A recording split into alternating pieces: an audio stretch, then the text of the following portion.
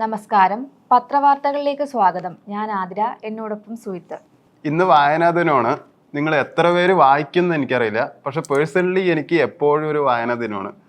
എനിക്കൊരു ദിവസം വായിക്കാണ്ടിരുന്ന എൻ്റെ ദിവസം അങ്ങോട്ട് പോയി കിട്ടും ശരിക്കും പറഞ്ഞാൽ. അപ്പോൾ ഞാൻ ഡെയിലി വായിക്കും. വായനയാണ് എൻ്റെ ഒരു ലോകമായിട്ട് ഞാൻ പേഴ്സണലി കണക്കാക്കുന്നത്. എനിക്ക് അത്യാവശ്യം വായിക്കാണ്ട ഒന്നും പറ്റില്ല. അപ്പോൾ ഈ വായിക്കാത്തവർ എങ്ങനെയാണ് ഉണ്ടാവുക, വായിക്കണവർ എങ്ങനെയാണ് ഉണ്ടാവുക എന്ന് എനിക്ക് പെട്ടെന്ന് മനസ്സിലാവും അവരുടെ സംസാരത്തിലും. ഞാൻ പുസ്തകമൊന്നും വായിക്കാത്ത കൂട്ടത്തിലായിരുന്നു. പക്ഷെ വായിച്ചാൽ മാത്രമേ അറിവാണെങ്കിലും എല്ലാം ലഭിക്കത്തുള്ളൂ. അതുകൊണ്ട് ഇപ്പോൾ എനിക്കത് മനസ്സിലായിട്ടുണ്ട്. കഴിവതും അപ്പോൾ എല്ലാവരും പുസ്തകങ്ങൾ വായിക്കുക, എന്നാൽ മാത്രമേ അറിവും ആണെങ്കിലും എന്തുവാണെങ്കിലും നേടാൻ പറ്റത്തുള്ളൂ. അതെ, വെറുതെ നോവലുകൾ വായിച്ചിരുന്നിട്ട് കാര്യമില്ല. അത്യാവശ്യം നല്ല പവർ പൊളിറ്റിക്സ് ബുക്സുകൾ നന്നായി കിട്ടും. അതൊക്കെ വായിക്കുകയാണെങ്കിൽ നിങ്ങൾക്ക് ജീവിതത്തിൽ രക്ഷപ്പെടാൻ കഴിയും. ഒരു സ്ഥലത്ത് പോയാൽ എങ്ങനെ നിൽക്കാം എന്നുള്ളത് നിങ്ങൾക്ക് മനസ്സിലാവും. അതിനുള്ള കുറേ ബുക്സുകളും ഉണ്ട്. ഇപ്പോൾ വി.ഡി. സതീശൻ ആണെങ്കിലും അദ്ദേഹം നന്നായിട്ട് വായിക്കണ ഒരു വ്യക്തിയും കൂടിയാണ്. ഒരു വായനയുടെ ഒരു കോട്ടുണ്ട്, every reader is not a leader, പക്ഷെ every leader is a reader. അത് പറഞ്ഞപ്പോഴാണ് ഒരു കാര്യം കൂടി വി.ഡി. സതീശൻ ഇന്നലെ മീഡിയക്കാരെ നല്ല പച്ചക്കൊന്ന് പറഞ്ഞിട്ടുണ്ടായിരുന്നു.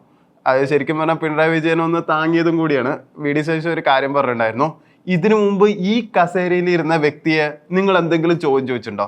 ഞാനൊരു കാര്യം പറയുമ്പോൾ അത് കേൾക്കാനുള്ള ക്ഷമയെങ്കിലും നിങ്ങൾ കാണിക്കണം, അല്ലാണ്ട് ഇടയ്ക്ക് കയറി വെടിവെക്കുകയല്ല വേണ്ടത് എന്ന് അദ്ദേഹം പറഞ്ഞിട്ടുണ്ടായിരുന്നു ഇന്നലെ. അതെന്തായാലും നന്നായിരുന്നു. അത് ശരിയാണ്. പിണറായി വിജയൻ ഭരിച്ചുകൊണ്ടിരിക്കുന്ന സമയത്ത് പുള്ളി ആരുടെയും ചോദ്യങ്ങളോ അല്ലെങ്കിൽ വാക്കുകളോ കേൾക്കാൻ ശ്രമിച്ചിട്ടില്ല. ഇല്ല, മീഡിയക്കാരും ഒന്നും മിണ്ടില്ല, എല്ലാവർക്കും പേടിയായിരുന്നു. പിന്നെയും മീഡിയക്കാർ എപ്പോഴും സംസാരിച്ചു തുടങ്ങി വെച്ചാൽ CPM-കാർ എന്തായാലും പൊട്ടുന്ന് ഉറപ്പായ സ്ഥിതി ആ ടൈമിലാണ് എന്തെങ്കിലും ചോദിക്കാൻ തുടങ്ങിയത്. അതും ഒരു മീഡിയക്കാരെ മാത്രമേ ഇടയിൽ കയറി ചോദിച്ചിട്ടുള്ളൂ. മലയാള മനോരമയിലെ ആദ്യത്തെ വാർത്തയാണ്, US ഇറാൻ ധാരണാപത്രം പ്രാബല്യത്തിൽ. പശ്ചിമേഷ്യയിലെ സംഘർഷം അവസാനിപ്പിക്കുന്ന ഇറാൻ US കരാറിന്റെ ആദ്യപടിയായ ധാരണാപത്രത്തിൽ US പ്രസിഡന്റ് ഡൊണാൾഡ് ട്രംപും ഇറാൻ പ്രസിഡന്റ് മസൂദും ഒപ്പിട്ടു. ഇതോടെ 3 മാസത്തിലേറെ അടഞ്ഞുകിടന്ന ഹോർമൂസ് കടലിടുക്ക് തുറന്നു. ഇന്നലെ സൗദി പതാകയിലുള്ള 3 ടാങ്കറുകൾ അസംസ്കൃത എണ്ണയുമായി ഹോർമൂസ് കടന്നു. മാതൃഭൂമിയിലും ഇതേ ന്യൂസ് തന്നെയാണ് ഉള്ളത്, ഹോർമൂസ് തുറന്നു എന്നുള്ളത്. മിക്ക പത്രങ്ങളിലും യുദ്ധം ഒന്ന് അവസാനിപ്പിച്ചു, ആ ഒരു ഇതിലാണ് ഇത് പറയുന്നത്. പെട്രോൾ ഗ്യാസ് വില ജൂലൈയിൽ കുറഞ്ഞേക്കാമെന്നാണ് പറയുന്നത്. ആ കൂടെ മാതൃഭൂമിയിൽ മാത്രമേ വായനാ ദിനത്തെ പറ്റിയിട്ട് പറഞ്ഞിട്ടുള്ളൂ. മാതൃഭൂമിയിൽ മാത്രമല്ല ദീപികയിലും പറഞ്ഞിട്ടുണ്ട്. അതുമാത്രമല്ല ഇന്ന് ബഡ്ജറ്റും വായിക്കണ ഒരു ദിവസമാണ്. രാവിലെ 9 മണിക്കാണ് ബഡ്ജറ്റ് വായിക്കുന്നത്. അപ്പോൾ എല്ലാവരും കാത്തിരിക്കണത് ക്ഷേമ പെൻഷൻ 3000 ആക്കുമെന്നാണ് പറഞ്ഞിരിക്കുന്നത്. അപ്പോൾ അതെന്തായാലും പ്രഖ്യാപനം ഉണ്ടാവുമോ ഇല്ല എന്നുള്ള ഒരു ഇത് സാധാരണ വീട്ടിലിരിക്കുന്ന മിക്ക സ്ത്രീകൾക്കും ഉണ്ട്. യുഡിഎഫിന്റെ കന്നി ബഡ്ജറ്റാണ് ഇന്ന്. അതെ, അപ്പോൾ പല സാധ്യതകളും പ്രതീക്ഷകളും ഒക്കെ നമുക്ക് പ്രതീക്ഷിക്കാം. അതുപോലെ പനിബാധിതർ കൂടുന്നു, 19 പേർ കൂടി ഷിഗല്ല, കൂടെ ഡെങ്കിപ്പനിയും എലിപ്പനിയും. ഷിഗല്ലയ്ക്കൊപ്പം സംസ്ഥാനത്ത് ഡെങ്കിപ്പനി, എലിപ്പനി എന്നിവയും വ്യാപകമാകുന്നു. ഇന്നലെ 19 ഷിഗല്ല കേസുകൾ റിപ്പോർട്ട് ചെയ്തു. മഴക്കാലം ആരംഭിച്ചതോടെ വിവിധ ഇനം പനികളുടെ വ്യാപനം എല്ലാ ജില്ലകളിലുമുണ്ട്. മഴയാണ്, പനി എല്ലാവർക്കും വരും. അപ്പോൾ ഇത് സെൽഫായിട്ട് എല്ലാവരും ചിന്തിക്കേണ്ടതാണ്. സ്വയം സൂക്ഷിച്ചാൽ നിങ്ങൾക്ക് നല്ലത്. പകർച്ചവ്യാധി വരും, അത് ഒരു പരിധി വരെ നമുക്ക് തടയാൻ പറ്റുള്ളൂ. പക്ഷെ ഇതെല്ലാം ചിലപ്പോൾ വേണം വെച്ചിട്ട് ചിലവർ വരുത്തി വെക്കണമുണ്ട്, അധികം നോക്കാണ്ട. പിന്നെ വേറൊരു ഇൻട്രസ്റ്റിംഗ് ന്യൂസാണ്, UAE കുട്ടികൾക്ക് സമൂഹ മാധ്യമ വിലക്ക്. അതായത് ഇൻസ്റ്റാഗ്രാമോ ഫേസ്ബുക്കോ അങ്ങനെയുള്ള യൂട്യൂബ് ഇനി ഒരിക്കലും 15 വയസ്സുള്ള താഴെയുള്ള ഒരു കുട്ടികൾക്ക് UAE ഇനി ഉപയോഗിക്കാൻ പറ്റില്ല. അതെന്തായാലും ഒരു നല്ല കാര്യമായിട്ടാണ് എനിക്ക് തോന്നുന്നത്. കുട്ടികളൊന്നും ഈ പ്രായത്തിൽ ഇപ്പോഴേ ഉപയോഗിക്കാതിരിക്കുന്നതാണ് നല്ലത്. ഞങ്ങളെപ്പോലുള്ള ആൾക്കാരൊക്കെ ഒരു +1 അല്ലെ +2 കഴിഞ്ഞതിന് ഡിഗ്രി ഒക്കെ ആയതിനു ശേഷമാണ് ഫോൺ ഉപയോഗിച്ച് തുടങ്ങിയത്. ആ ഒരു കാര്യത്തിൽ എനിക്ക് അഭിമാനം തോന്നുന്നു. കുട്ടികൾ ഈ പ്രായത്തിൽ ഉപയോഗിക്കാതിരിക്കുന്നതായിരിക്കും ഏറ്റവും നല്ലത്. കാരണം അവർ 1-2 സമയത്ത് ഒന്ന് പരിചയപ്പെടുന്ന ആൾക്കാരുടെ കൂടെ ആയിരിക്കും പിന്നെ പോകുന്നതും പിന്നെ വരുന്നതെല്ലാം അനുഭവിക്കുന്നതും അവരുടെ പേരൻസും ഒക്കെ ആയിരിക്കും. അതുകൊണ്ട് ആ ഒരു കാര്യത്തിൽ എനിക്കത് നന്നായിട്ട് തോന്നുന്നു. അതെ, ഈ സോഷ്യൽ മീഡിയ ഉപയോഗിക്കണതിൽ ഞാനൊരു ഡ്രോബാക്ക് നന്നായി കണ്ടിരിക്കണം. ഇവർക്ക് എന്താ വെച്ചാൽ ഒന്നും ആരുടെ അടുത്തും പറയാനുള്ള ധൈര്യം ഇല്ലാണ്ടാവുന്നുണ്ട് എന്ന് എനിക്ക് പലപ്പോഴും തോന്നി. ഇന്നലെ വടക്കഞ്ചേരിയിലെ പ്രശ്നം കണ്ടോ, കണ്ടക്ടർ കുട്ടികളെ ഇറക്കി വിട്ടു. അതിലൊരു പയ്യനാണ് കൈകൂപ്പി തൊഴുകയും ചെയ്യണത്. അങ്ങനെ സെൽഫ് റെസ്പെക്ട് വിട്ട് കളഞ്ഞിട്ടൊന്നും ഒരു പരിപാടിക്ക് നിൽക്കേണ്ട ആവശ്യമില്ല. ഞാൻ +2 പഠിക്കുമ്പോൾ ഇതുപോലെ കേട്ടാണ്ടിരുന്നപ്പോൾ ഞങ്ങൾ ബസ്സിന്റെ ചില്ലൊക്കെ പൊട്ടിച്ചിട്ടുണ്ടായിരുന്നു, ഫ്രണ്ട് ഹെഡ്ലൈറ്റിന്റെ. അത്രയും ക്രൂരാവണം എന്നല്ല പറയണത്, അത് അന്ന് ചെയ്ത ഒരു തെറ്റ് തന്നെയാണ്. അത് എൻ്റെ ഒരു 16-17 വയസ്സ് ആ ടൈമിലാണ്. വിദ്യാർത്ഥികളുടെ അവകാശമാണ് ബസ്സിൽ കയറി പോവുക എന്നുള്ളത്, അവർക്ക് നിർത്തി കൊടുക്കുക എന്നുള്ളത് ബസ്സുകാരുടെ ഉത്തരവാദിത്വമാണ്. അതുകൊണ്ട് നിർത്താതിരിക്കുമ്പോൾ സ്വന്തം സെൽഫ് റെസ്പെക്ട് കളഞ്ഞ് കൈ തൊടേണ്ട ആവശ്യമൊന്നുമില്ല. അതിനൊന്നെങ്കിൽ കേസ് കൊടുക്കുക, അല്ലെങ്കിൽ അതിനുള്ള എന്തെങ്കിലും മുന്നോട്ട് നടപടിയുമായിട്ട് പോവുക. ശരിക്കും പറഞ്ഞാൽ കുട്ടികൾക്ക് ഇവിടെ ഫ്രീ ആക്കണ്ടത്, അല്ലാണ്ട് ജോലിക്ക് വേണം ശമ്പളം കിട്ടുന്ന സ്ത്രീകൾക്കല്ല ഫ്രീ ആക്കേണ്ടത്. അപ്പൊ UAE ഇപ്പം ഫോൺ ഉപയോഗത്തിന്റെ കാര്യം പറഞ്ഞു. ഇത് ഇപ്പോൾ തന്നെ സമൂഹ മാധ്യമത്തിലൂടെ പരിചയപ്പെട്ട കുട്ടികളെ ലോഡ്ജിലെത്തി പീഡിപ്പിച്ചു. ഇന്നത്തെ ഒരു വാർത്തയാണത്. പ്രതികളെ തിരയുന്നതിനായി മൂന്നാർ പോലീസ് സമൂഹ മാധ്യമത്തിലൂടെ പരിചയപ്പെട്ട 2 സ്കൂൾ വിദ്യാർത്ഥിനികളെ സ്കൂളിലേക്ക് പോകുന്നതിനിടെ ലോഡ്ജിൽ പ്രവേശിപ്പിച്ചു. 2 ദിവസം പീഡിപ്പിച്ചതാണ് പരാതി. കേസിൽ മൂന്നാർ പോലീസ് അന്വേഷണം ആരംഭിച്ചു. മറ്റൊരിടത്ത് ഹോസ്റ്റലിൽ നിന്ന് പഠിക്കുകയാണ് കുട്ടികൾ. മൂന്നാറിലെ വീട്ടിൽ നിന്ന് തിങ്കളാഴ്ച രാവിലെ സ്കൂളിലേക്ക് പുറപ്പെടുന്നതിന് ബസ് കയറാനായി ടൗണിലേക്ക് പോകുന്നതിനിടയിലാണ് മാട്ടുപ്പെട്ടി റോഡിലെ ലോഡ്ജിൽ താമസിച്ചിരുന്ന 2 യുവാക്കൾ ഇരുവരെയും വിളിച്ച് മുറിയിൽ കയറ്റിയത്. ഇവർ തമ്മിൽ ഇൻസ്റ്റഗ്രാം വഴി നേരത്തെ പരിചയമുണ്ടായിരുന്നുവെന്നും പോലീസ് പറഞ്ഞു. ഇതുകൊണ്ടൊക്കെ തന്നെയാണ് പറയുന്നത് കുട്ടികൾക്ക് ഫോൺ ഉപയോഗം കുറച്ച് കുറയ്ക്കുക എന്നുള്ളത്. ഉപയോഗിക്കുന്നുണ്ട് കുഴപ്പമില്ല, ആവശ്യത്തിന് മാത്രം. ഇപ്പം ഫോൺ ഉപയോഗിക്കുന്നുണ്ട് മോശമെന്നല്ല പറയുന്നത്, അവർക്ക് പഠിക്കാനായിട്ട് എടുക്കാം. ഈ സോഷ്യൽ മീഡിയ ഉപയോഗിച്ചോട്ടെ, പക്ഷെ അത് ദുരുപയോഗം ചെയ്യാതിരിക്കുക. ഒരുപാട് അറിയാത്ത ആൾക്കാരുണ്ടായിരിക്കും, അവർക്ക് മെസ്സേജ് അയക്കാതിരിക്കുക. കാരണം നമ്മൾക്ക് ആരെയും അങ്ങനെ വിശ്വസിക്കുന്ന കാലമല്ല ഈ ഒരു കാലം എന്ന് പറയുന്നത്. അതുകൊണ്ട് കഴിവതും ഫോൺ ഉപയോഗം കുറയ്ക്കുക. ഇപ്പോൾ രക്ഷിതാക്കൾക്കാണേലും അവർ ഒരുപാട് വഴക്കിടുമ്പോഴത്തേക്ക് ഫോൺ മേടിച്ചു കൊടുക്കുക, അങ്ങനെയുള്ള കുറേ പരിപാടിയുണ്ട്. അതുകൊണ്ട് ഒരു കോളേജ് കഴിഞ്ഞിട്ടൊക്കെ ആണെങ്കിലും ഫോൺ യൂസ് ചെയ്താൽ മതി. വലിയവരാണേലും ചെറിയവരാണേലും മെസ്സേജ് അയക്കുന്ന ഉടനെ പോകാതിരിക്കുക ആരുടെയും പുറകിന്. ഒരു മനുഷ്യരെ ഈ ലോകത്ത് വിശ്വസിക്കാൻ കൊള്ളത്തില്ലെന്നാണ് എനിക്ക് പറയാനുള്ളത്. കഴിവതും കുട്ടികൾ തന്നെ കുട്ടികളെ സൂക്ഷിക്കുക എന്നുള്ളതേ ഉള്ളൂ. കാരണം കൊച്ചു കുട്ടികളൊന്നുമല്ല, അറിവും കുറച്ച് വിവരവും ഒക്കെ ഉണ്ട് ഇപ്പോഴത്തെ കുട്ടികൾക്ക്, നേരത്തെ പിള്ളേരെക്കാളും അപേക്ഷിച്ചിട്ട്. അത് കാരണം കൂടുതലും ഫോൺ ഉപയോഗം കുറയ്ക്കുക എന്ന് മാത്രമേ പറയാൻ പറ്റുള്ളൂ. അതുകൊണ്ടൊക്കെ തന്നെ പീഡനം കുറച്ച് കുറഞ്ഞു കിട്ടും. പിന്നെ മാതൃഭൂമിയിൽ സെക്കൻഡ് പേജിൽ അത്യാവശ്യം വായന ദിനായതും കൊണ്ട് ഓരോരോ ചെറിയ എഴുത്തുകാരെ പറ്റിയിട്ടാണ് പറഞ്ഞിരിക്കുന്നത്. അപ്പോൾ അതിൽ എനിക്ക് കുറച്ച് പേഴ്സണലി ഇൻട്രസ്റ്റിംഗ് ആയി തോന്നിയത്, പുസ്തകം വിൽക്കാനും വായിക്കാനും അനസ് പറഞ്ഞ വ്യക്തി. ഇവിടെ നാഗമ്പടത്ത് ഒരു പഴയ ബുക്ക് ഷോപ്പ് ഉണ്ട്, അതായത് പുതിയതല്ല, കുറച്ച് ഹോൾഡ് ആയിട്ടുള്ള ബുക്ക് ഷോപ്പ് വിൽക്കണം. 1.5 ലക്ഷം പുസ്തകം ഉണ്ടെന്നാണ് പറയുന്നത്. അപ്പോൾ ഉള്ള ബുക്കിന്റെ പകുതിക്ക് താഴെ വിലയ്ക്ക് അവിടെ അദ്ദേഹം വിൽക്കുന്നുണ്ട്. അത്യാവശ്യം 30 വർഷമായി ആ കട അവിടെ തന്നെ ഉണ്ട്. അദ്ദേഹത്തിന്റെ +2 കഴിഞ്ഞപ്പോഴാണ് ഈ കടയിൽ ജോലിക്ക് കയറിയത്. ഇപ്പൊ സ്വന്തം കടയായി. ഇപ്പൊ അദ്ദേഹത്തിന് 41 വയസ്സുമായി. അപ്പോൾ അത്രയും നല്ലൊരു കടയാണ്. അതുപോലെ 11ാം വയസ്സിൽ പുസ്തകവുമായി അഭിനന്ദു. അപ്പോ സ്വന്തമായിട്ട് നമ്മൾ ഇത്രയും കാലം വെച്ചിട്ട് നമുക്കൊന്നും സ്വന്തമായിട്ട് എഴുതിയിട്ടില്ല. അവൻ 11ാം വയസ്സിൽ എഴുതി.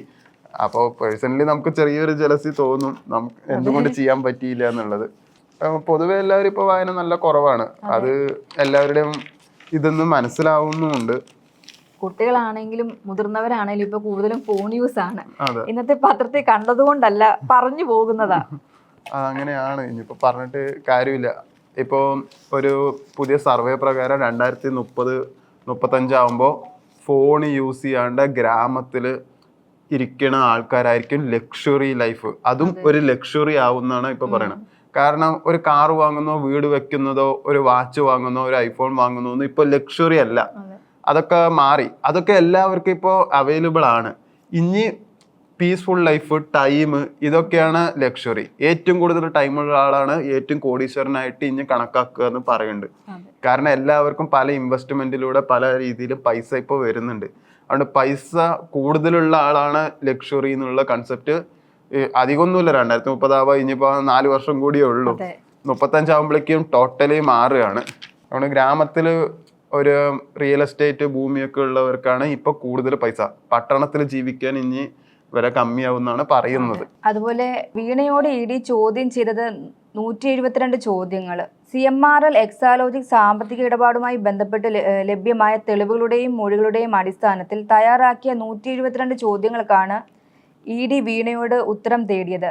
ആദായ നികുതി വകുപ്പ്, സീരീസ് ഫ്രോഡ് ഇൻഫർമേഷൻ ഓഫീസ് എന്നിവരുടെ കണ്ടെത്തലുകളിലൂടെയാണ് റിപ്പോർട്ടിന്റെയും അടിസ്ഥാനത്തിലായിരുന്നു ചോദ്യം ചെയ്യൽ. എക്സാലോജിക് കമ്പനിയുടെ കൺസൾട്ടൻസി ബിസിനസ്സുമായി ബന്ധപ്പെട്ട ഫയലുകളെല്ലാം ബംഗളൂരു ഓഫീസിലാണെന്നും അന്നത്തെ പല കാര്യങ്ങളും ഓർക്കുന്നില്ലെന്നും പല ചോദ്യങ്ങൾക്കും വീണ മറുപടി പറഞ്ഞു. മനസ്സറിവില്ലെന്ന വീണയുടെ മറുപടി. പിന്നെ ആർക്കാണ് ഈ മനസ്സറിവുള്ളതെന്ന് കണ്ടെത്തേണ്ട ബാധ്യതയാണെന്ന് പറയുന്നുണ്ട്. എക്സാലോജി ബംഗളൂരു ഓഫീസിൽ നിന്ന് SFIO ശേഖരിച്ച മുഴുവൻ രേഖകളും ഒന്നുകൂടി പരിശോധിച്ച ശേഷം വീണയെ ED വിശദമായി ഒരിക്കൽ കൂടി ചോദ്യം ചെയ്യും. അടുത്തൊരു ബിസിനസ് ന്യൂസ് ആണ്. വരുന്നു രാജ്യത്തെ ഏറ്റവും വലിയ IPO കൂടുതൽ ശക്തമായത് ഇപ്പൊ കഴിഞ്ഞ 2 വർഷത്തിനുള്ളിലാണ്. കഴിഞ്ഞ 1 വർഷത്തിലാണ്, കഴിഞ്ഞ ഓണം ടൈമിലാണ് ഏറ്റവും കൂടുതൽ IPO ഒക്കെ വന്നത്, ആൾക്കാർ ഇൻവെസ്റ്റ് ചെയ്യാനൊക്കെ തുടങ്ങിയത്. അതായത് മെയിനായിട്ട് മലയാളികൾ കൂടുതലും IPOയിലൂടെ വാങ്ങിയത് ലുലു മാളിന്റെ ഷെയറുകളായിരുന്നു. അതിനു മുമ്പ് ഹുണ്ടായിന്റെ ഷെയർ, അവരൊക്കെ IPO തുറന്നപ്പോൾ ഇത്രയും ആൾക്കാർ വാങ്ങുമെന്ന് വിചാരിച്ചില്ല. ഇപ്പോൾ ലുലു മാളിന്റെ യൂസഫ് അലി അദ്ദേഹം അടക്കം വിചാരിച്ചത് 40,000 കോടി സമാഹരിക്കും എന്നൊക്കെ വിചാരിച്ചത്. പക്ഷെ അത് 75,000 കോടിയൊക്കെയാണ് IPOയിലൂടെ ആൾക്കാർ വാങ്ങിയെന്നാണ് ഒരു അറിവുണ്ടായിരുന്നത്. അതുപോലെ തന്നെ ഇത് ചരിത്രത്തിൽ ഏറ്റവും വലിയൊരു IPO ആണ് ഇപ്പോൾ വരാൻ പോകുന്നത്. അതായത് IPO ഏതിൻ്റെ വെച്ചാൽ നമ്മുടെ NSE ആണ്, നമ്മുടെ നാഷണൽ സ്റ്റോക്ക് എക്സ്ചേഞ്ച് തന്നെ അവരുടെ IPO ആണ് ഇനിയിപ്പോൾ തുടങ്ങാൻ പോകുന്നത്. അപ്പോൾ അവർ സമാഹരിക്കാൻ ഉദ്ദേശിക്കുന്നത് 30,000 കോടിയാണ്. അത് 30,000 കോടി 50,000 കോടിയിലൊന്നും നിൽക്കില്ല. ഒരാഴ്ചയൊക്കെയാണ് IPO കൂടുതലും തുറന്നിരിക്കുള്ളൂ. ഡേറ്റ് എന്തായാലും കറക്റ്റ് ദിവസം അവർ പറഞ്ഞിട്ടില്ല. അത് വരും ദിവസങ്ങളിൽ അവരെന്തായാലും അറിയിക്കുന്നതായിരിക്കും. അതുപോലെ സമാധാന കരാറിനു ശേഷം സ്വർണ്ണവില താഴേക്ക്. US ഇറാൻ സമാധാന കരാറിനു ശേഷം സ്വർണ്ണവിലയിൽ അപ്രതീക്ഷിത ഇടിവ് തുടരുന്നു. US ഇറാൻ സമാധാന കരാർ ഒപ്പിടുമെന്ന വാർത്തകൾ പിന്നാലെ ഉയർന്ന സ്വർണ്ണവില താഴുകയാണ്. വില ഇന്നലെ നല്ല രീതിയിൽ കൂടിയിട്ട് പെട്ടെന്നായിരുന്നു ഒരു താഴ്ച വന്നത്. സാധാരണ അങ്ങനെ സ്വർണ്ണവില കൂടുകയാണ് വേണ്ടത്, പക്ഷെ എന്തുകൊണ്ട് അത് കമ്മിയായി പോയി. അതുപോലെ മുല്ലപ്പെരിയാറിൽ പുതിയ അണക്കെട്ട് വേണ്ട, ഉറപ്പിച്ച് വിജയ് സർക്കാരും. മുല്ലപ്പെരിയാർ അണക്കെട്ടിലെ ജലനിരപ്പ് ഉയരുമെന്ന് ആവശ്യപ്പെടുന്ന തമിഴ്നാട്ടിലെ TVK സർക്കാരിന്റെ ആദ്യ നയപ്രഖ്യാപനത്തിൽ പുതിയ അണക്കെട്ട് നിർമ്മിക്കാനുള്ള കേരളത്തിന്റെ നീക്കം തടയുമെന്നും വ്യക്തമാക്കി. അറ്റകുറ്റപ്പണി നടത്തി അണക്കെട്ട് ബലപ്പെടുത്താൻ അനുവദിക്കാതെ പുതിയ അണക്കെട്ട് വേണമെന്ന ആവശ്യം ഉന്നയിക്കുന്നതിന് കേരളത്തെ വിമർശിക്കുന്നുമുണ്ട്. കേരളത്തിന്റെയും തമിഴ്നാടിന്റെയും ചുമതലയിലുള്ള ഗവർണർ രാജേന്ദ്ര അർലേക്കറാണ് നയപ്രഖ്യാപനം നടത്തിയത്. മുല്ലപ്പെരിയാർ പൊട്ടില്ല, 1000 വർഷം നിൽക്കുന്നാണ് പറയുന്നത്. എങ്ങാനും പൊട്ടിയ കേരളത്തിന് മാത്രമേ പ്രശ്നമുള്ളൂ, തമിഴ്നാട്ടിന് പ്രശ്നമൊന്നുമില്ല. അതുകൊണ്ടായിരിക്കും അവരും അത് വേറെ ഒരെണ്ണം പുതുക്കി പണിയെന്ന് കേരളത്തിൽ പറയുന്നത്. മെഡിക്കൽ പ്രവേശന പരീക്ഷ നീറ്റ് UG പുനർപരീക്ഷ 21 ഉച്ചയ്ക്ക് 2 മുതൽ 5:15 വരെ നടത്തും. രാവിലെ 11 മുതൽ പരീക്ഷാ കേന്ദ്രത്തിൽ റിപ്പോർട്ട് ചെയ്യാം. ശരീരപരിശോധന ഉണ്ടാകുന്നതിനാൽ നേരത്തെ തന്നെ എത്തിച്ചേരണം. പുതുതായി ഡ്രസ് കോഡ് നിർദ്ദേശിച്ചിട്ടില്ല. മുൻ പരീക്ഷ എഴുതിയതുപോലെ തന്നെയുള്ള വസ്ത്രങ്ങൾ ധരിച്ചു പോകാം. വാച്ച്, ബെൽറ്റ്, ആഭരണങ്ങൾ തുടങ്ങിയ ലോഹങ്ങളടങ്ങിയ വസ്തുക്കൾ ഒഴിവാക്കണം. കണ്ണട ധരിക്കാം. 1:30ക്കാണ് ഗേറ്റ് അടയ്ക്കുന്ന സമയം. അപ്പം ഈ പറയുന്നതെല്ലാം സ്വീകരിച്ചിട്ട് അതുപോലെ പോകണം. ആരും കോപ്പി അടിക്കാതെ എഴുതാൻ പറ്റട്ടെ എന്ന് പ്രാർത്ഥിക്കുന്നു. അതുപോലെ വ്യാജരേഖ ചമച്ച് അവയവ കച്ചവടം, ആശുപത്രിയിലടക്കം ED റെയ്ഡ്. വ്യാജരേഖ ചമച്ച് കോടികളുടെ അവയവ കച്ചവടം നടത്തി എന്ന കേസിൽ കള്ളപ്പണം വെളുപ്പിക്കൽ നിരോധന നിയമപ്രകാരം എൻഫോഴ്സ്മെന്റ് ഡയറക്ടറേറ്റും അന്വേഷണം തുടങ്ങി. എറണാകുളം, തിരുവനന്തപുരം, കോട്ടയം, കൊല്ലം ജില്ലകളിലെ പ്രമുഖ ആശുപത്രികളടക്കം 10 ഇടങ്ങളിലാണ് ഇന്നത്തെ പരിശോധന നടത്തിയത്. പിടിച്ചെടുത്ത രേഖകളും സാക്ഷിമൊഴികളും പരിശോധിച്ചതിനു ശേഷം മാത്രമേ ഇതിൽ ഏതെല്ലാം ആശുപത്രികൾക്കാണ് കുറ്റകൃത്യത്തിൽ പങ്കാളിത്തമുണ്ടെന്ന് ഔദ്യോഗികമായി സ്ഥിരീകരിക്കാൻ കഴിയുള്ളൂ എന്ന് ED കേന്ദ്രങ്ങൾ പറഞ്ഞു. ഇപ്പോൾ ഒരു അവയവം കിഡ്നി മാറ്റി വെച്ചു വിചാരിച്ചോ, അങ്ങനെ ഒരു സംഭവം ഉണ്ടായില്ല. പക്ഷെ അങ്ങനെ മാറ്റി വെച്ചു എന്നുള്ള രേഖ ഉണ്ടാക്കിയ ഒരു കിഡ്നിക്ക് 5 ലക്ഷം രൂപ എന്ന് പറഞ്ഞിട്ട് കൊടുക്കുകയാണെങ്കിൽ ഇവർക്ക് ഓട്ടോമാറ്റിക്കലി 50 ലക്ഷത്തിന്റെ 1 കോടി രൂപയുടെ ബ്ലാക്ക് മണി ഉണ്ടെങ്കിൽ അത് അങ്ങനെ ഇട്ട് കൊടുക്കാം. ഇത്ര രൂപ വാങ്ങിയെന്നുണ്ട് ആ രീതിയിൽ. ഒന്നുണ്ടെങ്കിൽ ശരിക്കും കിഡ്നി വാങ്ങിയത് 5 ലക്ഷം ആണെങ്കിൽ 50 ലക്ഷം ആക്കാം. അല്ലെങ്കിൽ അങ്ങനെ നടന്നിട്ടേ ഉണ്ടാവില്ല, രേഖകൾ മാത്രം ആക്കാം. ഇങ്ങനെയാണ് അത് സംഭവം. അതൊരു ബിസിനസ് ട്രിക്കാണ്. അത് കുറെ പേര് ചെയ്യണതുമാണ്. ഇതിപ്പോ എന്താ, അവർക്ക് കൊടുക്കേണ്ടവർക്ക് കറക്റ്റായിട്ട് കൊടുക്കാത്തതുകൊണ്ടും കാണാത്തതുകൊണ്ടും ആയിരിക്കും അതിപ്പോ പ്രശ്നമായിട്ടുണ്ടാവുക. അവയവ കച്ചവടത്തിനൊക്കെ എന്നൊക്കെ പറഞ്ഞ പൈസക്ക് വേണ്ടി ചെയ്യുക എന്നൊക്കെ പറഞ്ഞാല് അല്ല, അവയവം മാറ്റണം എന്നില്ല, പക്ഷെ അങ്ങനെ രേഖ ഉണ്ടാക്കിയാൽ മാത്രം മതി. അങ്ങനെ ശരിക്കും മാറ്റിയവരുണ്ടെങ്കിൽ അവർക്ക് ഒരു ചെറിയ എമൗണ്ടും കൊടുക്കാം. മൂന്തനുണ്ണി അസോസിയേറ്റ്സിൽ ഇതിന്റെ ഒരു ചെറിയ പോർഷൻ കാണിക്കുന്നുണ്ട്, ഇൻഷുറൻസ് എടുക്കണ രീതിയിൽ. പക്ഷെ അത് വേറെ ഇത് വേറെ. പിന്നെ മെയിനായിട്ട് ബഡ്ജറ്റാണ് കേരള കൗമുദി പേപ്പറിൽ ആദ്യം കൊടുത്തിരിക്കുന്നത്. കേരള കൗമുദിയിൽ പ്രത്യേകത എന്താ വെച്ചാൽ എന്തിനൊക്കെയാണ് വില കൂട്ടുക കുറയ്ക്കുക എന്നുള്ളത് ഇപ്പം തന്നെ അവർ പറഞ്ഞിട്ടുണ്ട്. മെയിനായിട്ട് ആദ്യം ക്ഷേമ പെൻഷൻ 3000 രൂപയാക്കി വർദ്ധിപ്പിച്ചേക്കും. പിന്നെ സർക്കാർ ജീവനക്കാര് DA കുടിശ്ശിക ഭാഗമായി നൽകിയേക്കും. പങ്കാളിത്ത പെൻഷന് സർക്കാർ വിഹിതം 10 നിന്നും 14% ഇടവരും. പിന്നെ അടുത്തത് ബിസിനസ്സുകാർക്കാണ് പൊതുമേഖല നഷ്ടം കുറയ്ക്കാൻ നടപടി. തൊഴിലാളികൾക്ക് ആനുകൂല്യ പ്രഖ്യാപനം, കൂടുതൽ സ്വകാര്യ പങ്കാളിത്തം എന്നിവ പ്രതീക്ഷിക്കാം. അത് പൊതുവെ അങ്ങനെയാണ്. കോൺഗ്രസ്സുകാർ വരുമ്പോൾ ബിസിനസ് ലോണൊക്കെ പെട്ടെന്ന് പാസ്സാവാറുണ്ട്, മുദ്ര ലോണും അങ്ങനെയുള്ളതൊക്കെ. പിന്നെ സ്റ്റാർട്ടപ്പ് തന്നെ, മെയിനായിട്ട് ബിസിനസ് തന്നെയാണ് കൂടുതൽ ആനുകൂല്യങ്ങളും പ്രോത്സാഹനങ്ങളും ഉൾപ്പെടുത്തി പുതിയ പദ്ധതികൾ പ്രഖ്യാപിച്ചേക്കും. വിദ്യാർത്ഥികൾക്ക് 1000 രൂപ പ്രതിമാസം സഹായം അനുവദിച്ചേക്കും. അത് കുറച്ച് നല്ലതാണ്. അല്ല, ഫ്രീ ആയിട്ട് ഇങ്ങനെ 10ാം ക്ലാസ് പഠിക്കണ ഫ്രീ ആയിട്ട് ഒരാൾക്ക് അക്കൗണ്ടിൽ 1000 രൂപ വരിക പറഞ്ഞ പഠിക്കുന്ന കാര്യത്തിലാണെങ്കിലും അത് ഉപയോഗപ്രദമാകും. അതെ. 3 രൂപയുടെ ഇന്ധന സെസ് പിൻവലിച്ചേക്കും. അതായത് SST മിക്കവാറും കട്ട് ചെയ്യും. അപ്പോൾ എങ്ങനെ അതിപ്പോ ഇവർക്ക് ലാഭം ഉണ്ടാവുക എന്നുള്ളത് നമുക്ക് പേഴ്സണലി അറിയില്ല.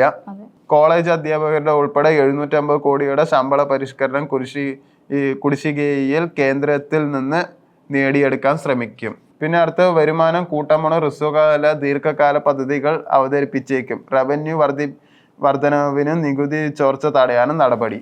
പിന്നെ ഇന്ദിരാ ഗ്യാരണ്ടിക്ക് പുറമെ കൂടുതൽ ക്ഷേമ പദ്ധതികൾ, കുടുംബശ്രീ ശാക്തീകരണം, ഇതൊക്കെയാണ് ഇപ്പോൾ ഉള്ളത്. മെയിനായിട്ട് ബിസിനസ്സും സ്ത്രീകൾക്കുമാണ് ഉള്ളത്. ബാക്കിയുള്ളവർക്ക് ശമ്പളം കൂട്ടുമോ എന്നുള്ളത്, ഗവൺമെന്റ് ജീവനക്കാർക്ക് ശമ്പളം കൂട്ടുമോ ഇല്ലയെന്നൊന്നും ഇതൊരു കാര്യമായിട്ട് പറഞ്ഞിട്ടില്ല. പക്ഷെ ഈ ഒരു ബഡ്ജറ്റ് നടക്കുന്നതിന് മുന്നേ എനിക്കൊരു അഭിപ്രായമുണ്ട്. പുരുഷന്മാരെ കൂടി ഇതിൽ ഉൾപ്പെടുത്തണമെന്ന് എനിക്ക് അതിലൊരു അഭിപ്രായമുണ്ട്. കാരണം പുരുഷന്മാരും സ്ത്രീകളും എല്ലാവരും ഒരുപോലെ ജോലി ചെയ്യുന്നുണ്ട്. അവർക്ക് രണ്ട് കൂട്ടർക്കും ഉണ്ട് ഒരുപാട് കഷ്ടപ്പാടുകൾ. അതുകൊണ്ട് അവരെ കൂടെ ഉൾപ്പെടുത്തണമെന്ന് എനിക്കൊരു അഭിപ്രായമുണ്ട്, എൻ്റെ പേഴ്സണലായിട്ട്. അടുത്തത് സ്പോർട്സ് ന്യൂസ് ആണ്. ഇതിൽ അർജന്റീനയ്ക്കെതിരെ ഗോൾ നേടിയ ശേഷം ലയണൽ മെസ്സി കണ്ണീരണിഞ്ഞു നിന്നത് പിന്നിലൊരു കാരണമുണ്ട്. കാൻസസ് സിറ്റിയിലെ സ്റ്റേഡിയത്തെ സാക്ഷിയാക്കി റെക്കോർഡുകളുടെ ആകാശത്തേക്ക് പറന്നുയരുന്നതിനിടെ ലയണൽ മെസ്സിയുടെ കണ്ണുകൾ ഒന്നിലേറെ തവണ നിറഞ്ഞപ്പോൾ അമ്പരപ്പോടെയാണ് ഫുട്ബോൾ ലോകം അതും കണ്ടത്. ലോകകപ്പിലെ ആദ്യ ഹാട്രിക് നേടിയതിൻ്റെ സന്തോഷമാകാം 38-കാരൻ മെസ്സിയുടെ കണ്ണു നിറഞ്ഞതാണ് പലരും കരുതുന്നതെങ്കിലും യാഥാർത്ഥ്യം മറ്റൊന്നായിരുന്നു. ഹൃദയത്തെയും രക്തക്കുഴലുകളെയും ബാധിക്കുന്ന ഗുരുതര രോഗവുമായി ചികിത്സയിൽ കഴിയുന്ന പിതാവ് ഹോർഹെ മെസ്സിയെ ഓർത്തായിരുന്നു മകൻ മെസ്സിയുടെ കണ്ണ് കലങ്ങിയത്. അപ്പോൾ ഈ കളിയുടെ ഗോൾ അടിക്കുന്ന സമയത്തൊക്കെ അദ്ദേഹത്തിൻ്റെ കണ്ണ് നിറഞ്ഞത് ശരിക്കും അതിൻ്റെ സന്തോഷത്തിലാണെന്നാണ് എല്ലാവരും വിചാരിച്ചത്. പക്ഷേ അദ്ദേഹത്തിൻ്റെ പിതാവ് ഇപ്പം ഗുരുതര ഒരു അവസ്ഥയിലാണ്, ചികിത്സയിലാണ്. അപ്പം എല്ലാവർക്കും ആ മനുഷ്യന് വേണ്ടി നമുക്ക് പ്രാർത്ഥിക്കാം. പിന്നെ ഇന്ന് ഉച്ചയ്ക്കാണ് കാനഡയും ഖത്തറായിട്ടുള്ള കളി നടക്കുന്നത്. അപ്പോൾ ഇതിലെങ്കിലും നമ്മുടെ മലയാളി താരം കളിക്കുന്നതാണ് എല്ലാവരും പ്രതീക്ഷിക്കുന്നത്. ഇനിയിപ്പോൾ എന്തായെന്ന് അറിയില്ല. രാവിലെ എന്തായാലും മെക്സിക്കോന്റെ കളി നടന്നുണ്ട്, ഇപ്പൊ നടന്നുകൊണ്ടിരിക്കുന്നുണ്ടാവും, ഫൈനലായി ഉണ്ടാവും. ഞാൻ നോക്കുമ്പോൾ ഒരു ഗോൾ അവർ അടിച്ചിട്ടുണ്ട്. ഇനിയിപ്പോൾ എന്തായെന്ന് അറിയില്ല. അർജന്റീനയും ബ്രസീലും പോർച്ചുഗലാണ് നമുക്ക് ഫാൻസ് കൂടുതൽ. ഞാൻ പേഴ്സണലി അർജന്റീനയാണ്. പക്ഷെ ബ്രസീലിന്റെ കളി നാളെയുണ്ട് ഹെയ്ത്തി ആയിട്ട്. അതെന്താവും എന്നുള്ളത് നമുക്ക് നാളെ കാണാം. നാളെയെങ്കിലും അവർ ജയിക്കണം ബ്രസീൽ, ഇല്ലെങ്കിൽ ബ്രസീൽ ഫാൻസിന് ഒരു നിരാശയാവും. പേപ്പറിൽ കൊടുത്തിരിക്കണ എല്ലാവരും അറിഞ്ഞു തന്നെ പോർച്ചുഗൽ സമനിലയായത്. ക്രിസ്ത്യാനോന് പെനാൾട്ടി അടിച്ചിട്ട് ആൾക്ക് പിടിച്ചത് ഭയങ്കര ഡ്രോബാക്കായി. പിന്നെ അവിടുത്തെ പോർച്ചുഗലിന്റെ ഗോളിയാണ് ശരിക്കും പറഞ്ഞാൽ പോർച്ചുഗലിനെ രക്ഷിച്ചത്. 4 ഗോളും 4-5 പെനാൾട്ടി ആ ഗോളി പിടിച്ചു. അതിലാണ് ശരിക്കും പറഞ്ഞാൽ പോർച്ചുഗൽ പിടിച്ചു നിന്നത്. പക്ഷെ സിംസൺസ് കാർട്ടൂണിനെ പറ്റിയിട്ട് അറിയോ? ഇവര് എന്ത് പറഞ്ഞോ അതൊക്കെ പ്രഡിക്ഷൻ അവരുടെ കാർട്ടൂണിൽ കാണിച്ചൊക്കെ ശരിക്കും നടക്കുന്നുണ്ട്. അപ്പോൾ ഒരു 30 വർഷം മുമ്പത്തെ കാർട്ടൂണിൽ അവര് സിംസൺസിൽ കാണിച്ചിട്ടുണ്ട്. ഈ 2026 വേൾഡ് കപ്പ് ഇപ്പോൾ ഒരു ചുവന്ന ജേഴ്സി ഇട്ടിട്ടുള്ള ഒരാള് വേൾഡ് കപ്പ് പിടിച്ചു പോകണം ഒരു കാർട്ടൂൺ ഇറക്കിയിട്ടുണ്ട്. അതുപോലെ കോങ്കോ എനിക്ക് തോന്നുന്നത് 1947 എന്തോ ഒരു ലോകകപ്പ് നടക്കുന്നതിൻ്റെ ഇടയിൽ അവർക്ക് തോൽവി സംഭവിച്ചിട്ട് അവർ പിന്നീട് കളിച്ചിട്ടില്ല. പിന്നെ ഈ ഒരു ലോകകപ്പിനാണ് കളിച്ചത്. അതും നല്ലൊരു ലക്ഷ്യമിട്ടാണ് അവര് വന്നത്. അതുകൊണ്ട് മിക്കവാറും സിംസൺസിന്റെ പ്രഡിക്ഷൻ പ്രകാരം പോർച്ചുഗൽ കൊണ്ടുപോകുന്നാണ് ആ കാർട്ടൂണിൽ കാണിച്ചിരിക്കണത്. അത് 90 കാലഘട്ടത്താട്ടോ ഇറങ്ങിയിരിക്കണത്. അങ്ങനെ ഒരു സംഭവം നടന്നിട്ടുണ്ട്. സിംസൺസിന്റെ പ്രൊഡിക്ഷൻ ഒക്കെ ഇങ്ങനെ ശരിയായി വരുന്നുണ്ട്. ഇപ്പൊ എന്താവും അറിയില്ല. അപ്പോൾ അത്രയൊക്കെ ഉള്ളു സ്പോർട്സ് ന്യൂസിൽ. അപ്പോൾ ഇന്നത്തെ നമ്മൾ പ്രധാന വാർത്തകളൊക്കെ ഒന്ന് നോക്കിയിട്ടുണ്ട്. അടുത്ത വാർത്തയുമായി നാളെ കാണാം.